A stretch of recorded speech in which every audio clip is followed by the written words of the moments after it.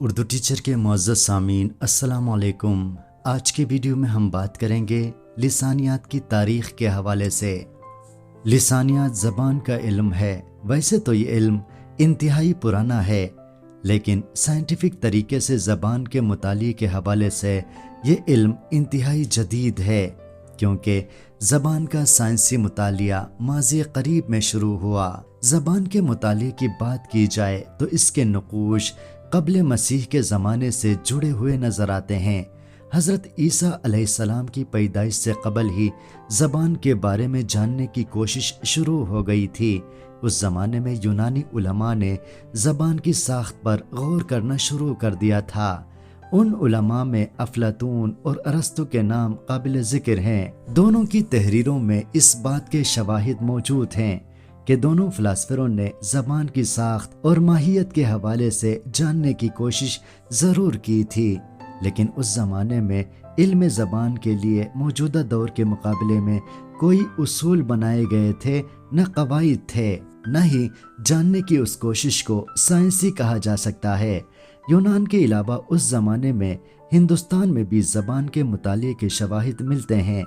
یاسک نامی مصنف نے 500 قبل مسیح میں نرکئی کے نام سے قواعد کی کتاب لکھی، جبکہ 300 قبل مسیح میں پنینی نے اشٹ ادھیہ کے نام سے کتاب لکھی۔ اس طرح قدیم زمانے یعنی قبل مسیح ہی میں پتنجلی کے نام بھی زباندانوں میں شمار ہوتا ہے۔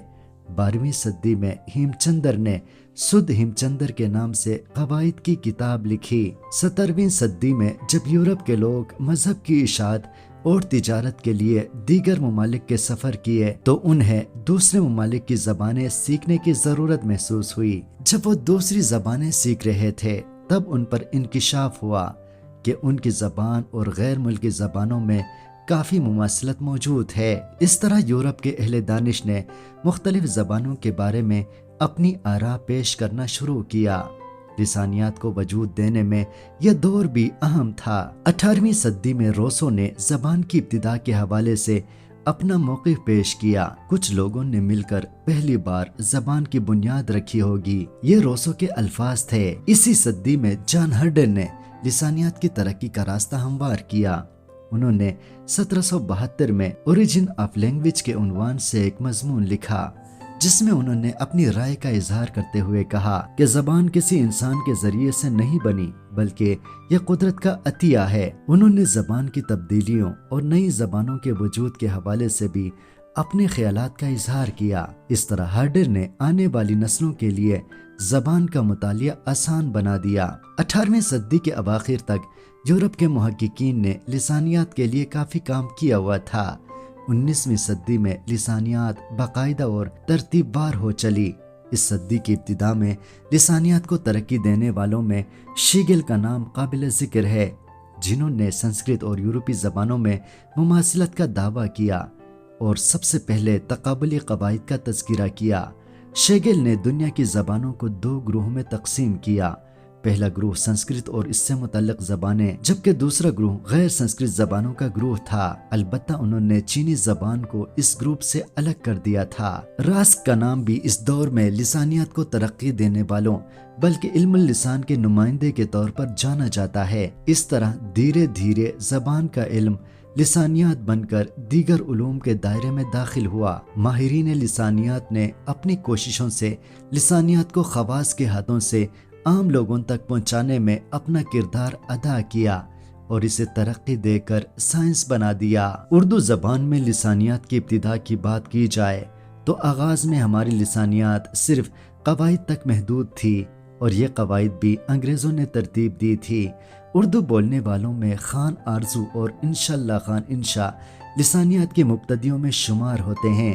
خان آرزو نے فارسی اور سنسکرت کے تعلق کے حوالے سے چند اشارے دیے تھے، اور انشاءاللہ خان انشا نے اپنی تحریروں میں اردو قواعد کے چند اہم مسائل کو اجاگر کیا تھا، تاہم ان دونوں نے فارسی کو مقدم رکھا تھا۔ اردو میں باقاعدہ قواعد تحریر کرنے کا سہرا سر سید احمد خان کے سر ہے، جنہوں نے صرف 23 سال کی عمر میں 1840 کو قواعد صرف و نحو اردو زبان لکھا۔ سر سید احمد خان کے بعد الطاف حسین حالی کا نام آتا ہے، جنہوں نے آب حیات اور سخندان فارس میں فارسی اور سنسکرت کے حوالے سے انکشافات کیے۔